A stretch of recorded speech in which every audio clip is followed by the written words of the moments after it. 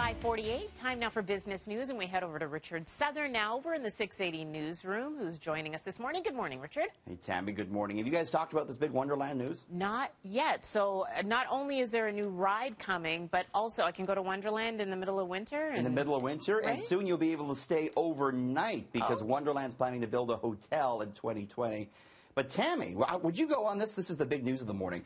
Brand new coaster. It's going to be open for next season. Tammy, are you a coaster person? I love roller coasters. Good, me too. We can go on this one together next spring. It's called the Yukon coaster, and what it's going to be a drop coaster. And these are kind of the new things. This is what it's going to look like if you're in the passenger seat. So this is a big steel coaster. It's already under construction. They've been building this for a better part of a year, and they've been trying to keep it under wraps. It's between Splashworks and Wonder Mountain, behind the mountain. So it dangles you. You stop on the edge of the coaster, and look at this view you get. It holds you there for 3 seconds before you go plunging down a straight vertical drop. And where do you go? Into an underwater tunnel. That's where the vortex is. They built this underwater tunnel. You come up, you go into a 360. There's 4 inversions. This is going to be the fastest, the longest, and the tallest drop coaster in the world.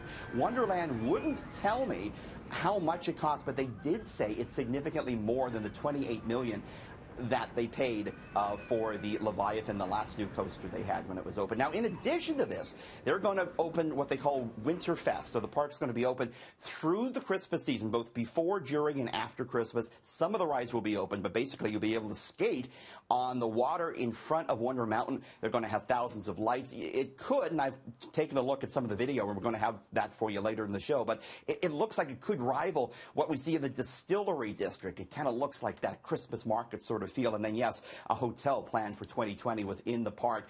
They're doing this because the owner of Wonderland, Cedar Fair Entertainment, they're looking to boost a sagging stock. The shares are down 18% this year, and perhaps they're looking to put investment into their Canadian park to take advantage of the low loonie. It'll cost the U.S. company a little bit less to do that when you look at the conversion rate. So we'll have some more on this Wonderland news later in the show.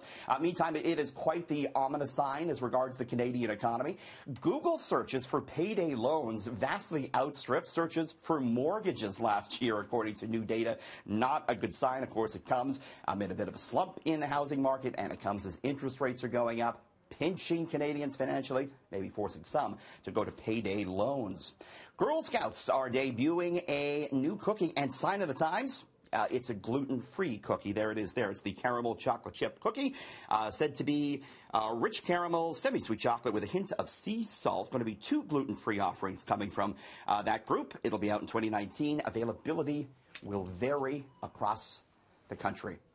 So there you go, Tammy. Another reason to go and get a funnel cake and maybe a bit of a dizzying headache on that new coaster at Wonderland. I have to say, even watching the video, that 3-second stop there, the hold. It's crazy. And the fact that they built a tunnel through the water is quite something because you can't see what you're dropping into. So they were telling me, the executives, Tammy, that they expect coaster enthusiasts from literally all over the world to go to Wonderland to experience that next year. They say attendance could be a record for them in 2019. Okay, so it'll be worth the significantly more than $28 million that they paid. All right. Wouldn't tell me exactly, but that's good. It's going to be, it's a lot to build that. All right. Thanks very much, Richard. Thanks, Tammy.